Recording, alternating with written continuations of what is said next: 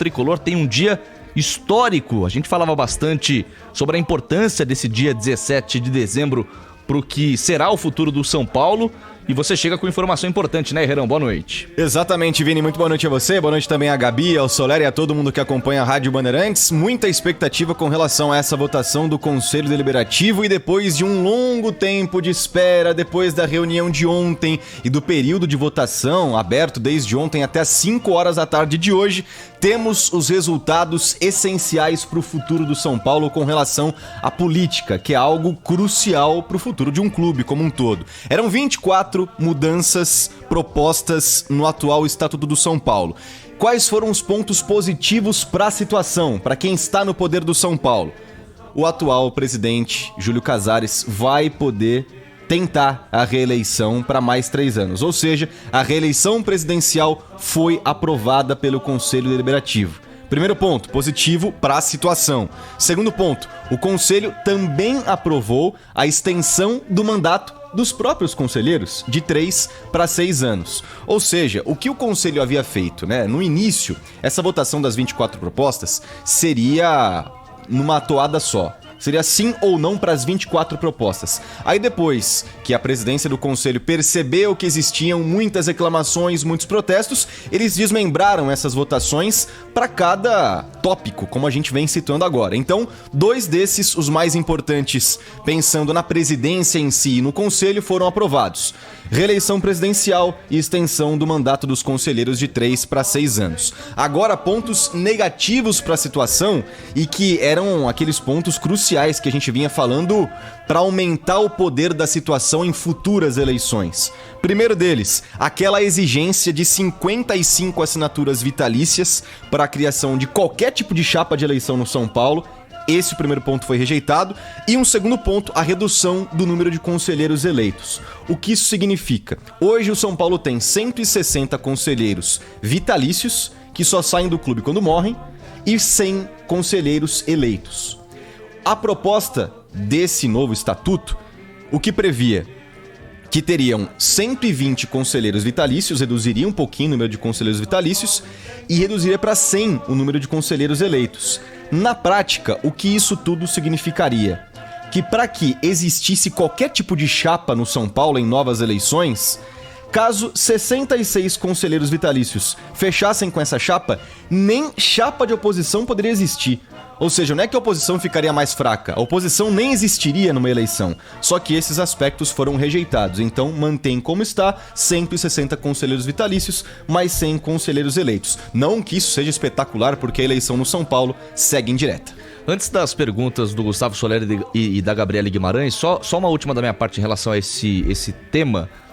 Isso já está completamente definido ou isso tem de passar por uma assembleia de sócios? Tem que passar por uma assembleia de sócios, é claro, apenas aquelas votações que foram aprovadas, né? Então essas rejeitadas que eu acabei de citar não tem que passar por uma aprovação dos sócios e sim as aprovadas. Por exemplo, essa de reeleição presidencial por mais 3 anos, o Casares poder se reeleger, poder concorrer a essa eleição, caso os sócios aprovem, aí sim ela estará vigente. Mas nesse momento ocorreu apenas a aprovação do Conselho. Gabi, antes da tua pergunta, a tua opinião a respeito de tudo isso que o Lucas Herrero trouxe de informação. Vini, boa noite pra você, pro Soler, pra todo mundo ligado aqui nos Donos da Bola. O Herrero foi perfeito nesse resumo. Esse é um assunto que desde amanhã a gente vem conversando, né? Há muitos dias já, falando que era uma votação importante no dia 16. Eu tenho muitos pontos, assim, mas se eu tivesse que destacar uma crítica, essa questão de estender o mandato, né, dos conselheiros de 3 para 6 anos, ela interfere diretamente na autonomia do torcedor, né? Porque as pessoas que elegem os conselheiros são os associados. Se você aumenta o tempo de mandato desses conselheiros, consequentemente eles que elegem o presidente vão ser as mesmas pessoas escolhendo quem estará encabeçando as principais decisões do clube. Portanto, os próprios torcedores não terão um poder de autonomia tão longo. Vai ser 6 anos, serão 6 anos de distância entre tomar uma decisão e outra, ou seja, praticamente nenhuma autonomia. Eu acho que isso tem muita gente chamando de golpe. Ontem à noite, na frente do Morumbi, houve pelo menos 100 pessoas ali protestando, dizendo que o São Paulo está passando por um momento de golpe mesmo e criticando bastante o Júlio Casares. E a minha pergunta vai justamente nesse sentido. A minha opinião é que as duas decisões eu tenho algumas restrições com relação à reeleição, assim, eu acho que é necessária a alternância de poder, é diferente de um governo político, né, de estado, cidade, o que quer que seja, ou mesmo o país. Eu acho que dentro do clube eu tenho muitas restrições com relação à reeleição e a minha pergunta é exatamente em cima dessa, Herrero.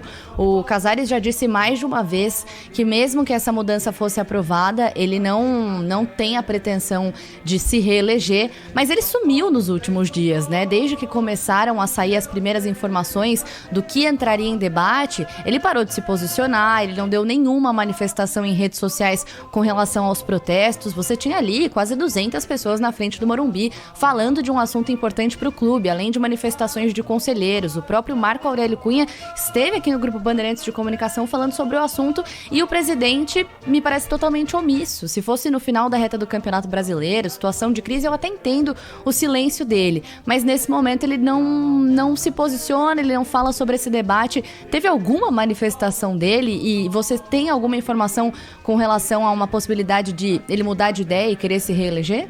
Zero. Até agora, o presidente Júlio Casares não se posicionou, não falou nada nas redes sociais com relação a essa aprovação do Conselho Deliberativo. E é aquela questão, né? Ele foi eleito no final do ano passado, em 2020, para assumir a partir de 21 no triênio, 21, 22 e 23. Ele só vai se posicionar efetivamente, se vai se reeleger, se vai tentar a reeleição, daqui a 1 ano e meio, na reta final ali do mandato dele. Inclusive, bastante tempo depois dessas questões que envolvem os protestos dos torcedores. Então, neste momento, acho bem difícil que ele acabe dando qualquer tipo de palavra ou de pronunciamento, porque é algo relacionado ao Conselho Deliberativo.